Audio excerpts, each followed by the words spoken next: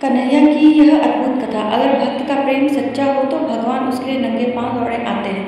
वही बात जब कन्हैया की हो तो कहने की क्या।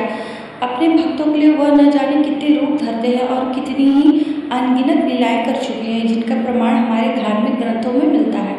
ऐसी ही एक रोचक कथा है जब कन्हैया ने अपने भक्त के लिए एक अनोखा काम किया। तो आइए जाने इस बारे में विस्तार से। ऐसी है कन्हैया की यह कथा। पौराणिक कथा के अनुसार एक बार की बात है, किसी नगर में एक राजा ने एक मंदिर बनवाया जिसमें श्री कृष्ण की मूर्ति भी रखवाई, लेकिन उसकी कभी पूजा नहीं की। पूजा करने के लिए मंदिर में एक पुजारी को रखा गया। पुजारी नियमित कन्हैया जी को नहलाता और बड़े ही श्रद्धा भाव से उनकी पूजा अर्चना करता। राजा भी रोज कान्हा जी के लिए एक फूलों की माला भेज देता था और जब वह दर्शन करने आता तो उसके पुजारी उस माला को उतारकर राजा को पहना देते। ऐसे करते करते पुजारी की भी उम्र बीत चुकी थी। एक दिन किसी वजह से राजा नहीं आ सका तो उसने एक सेवक के हाथ मंदिर में माला पहुंचा दी और कहलवाया दिया कि आज वो मंदिर नहीं आएंगे, इसलिए पुजारी उसका इंतजार ना करे।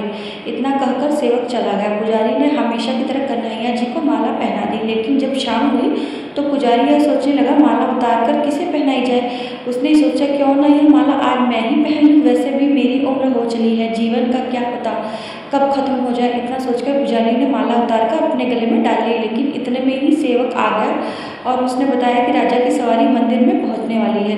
तब श्री कृष्ण ने धरा ऐसा रूप। राजा की सवारी आने की बात जब पुजारी ने सुनी तो वह डर गया। उसने सोचा कि अगर राजा ने उसे देख लिया तो वह तो मरवा ही डालेगा। आनंद फानंद में पुजारी ने माला उतारकर वापस कन्हैया जी को पहना दी। जैसे ही राजा अंदर आया तो हमेशा की तरह पुजारी ने माला कान्हा जी के गले से उतारकर राजा को पहना दी, लेकिन माला पर लगा सफ़ेद बाल देख राजा समझ गए कि पुजारी ने माला स्वयं ही पहनी थी। बस फिर क्या था, राजा क्रोधित हो उठे और उन्होंने गुस्से में पुजारी से पूछा कि माला पर सफ़ेद बाल कहाँ से आए। तब राजा की बात सुनकर पुजारी डर गया और बोल पड़ा कि तो कन्हैया जी का है। अब तो राजा और भी क्रोधित हो गए, क्योंकि कान्हा तो भगवान है और उनके बाल सफ़ेद कैसे हो सकते हैं। इसलिए राजा ने फरमान सुना डाला कि कल श्रृंगार के समय राजा खुद आएंगे और देखेंगे कि सच में ही कान्हा जी का सफ़ेद बाल है या पुजारी झूठ बोल रहा है। उन्होंने कहा कि अगर पुजारी ने झूठ बोला तो उसे फांसी दे दी जाएगी।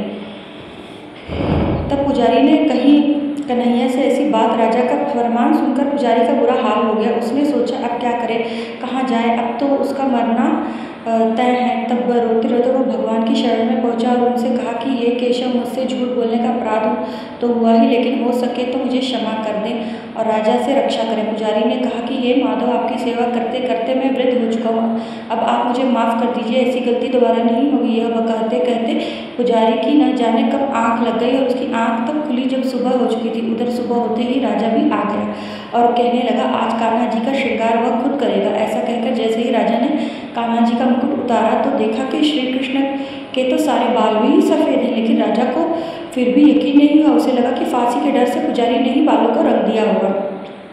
तब निकलने लगा कन्हैया की मूर्ति से खून। राजा ने सोचा कि क्यों न कन्हैया जी का एक बाल तोड़कर देखा जाए। उसके बाद राजा ने कान्हा जी का एक बाल तोड़ लिया, लेकिन जैसे ही बाल टूटा कन्हैया जी के सर से खून की धारा बहने लगी। यह देख राजा ने भगवान के चरणों में गिरकर माफ़ी मांगने लगा। तभी श्री कृष्ण की मूर्ति आवाज़ आई, हे राजन, तुमने मुझे केवल मूर्ति मात्र ही समझा, इसलिए आज मैं तुम्हारे लिए केवल मूर्ति मात्र ही रहूँगा। लेकिन पुजारी ने सच्चे मन और पूरी श्रद्धा से मेरी भक्ति की है, इसलिए उनकी अनन्य भक्ति को देखकर मुझे अपने बाल सफ़ेद करने पड़े। कन्हैया जी ने कहा कि भक्ति में कभी भी संशय नहीं होना चाहिए और सच्चे भक्त की लाज तो मैं कभी जाने नहीं देता। जय श्री राधे कृष्णा।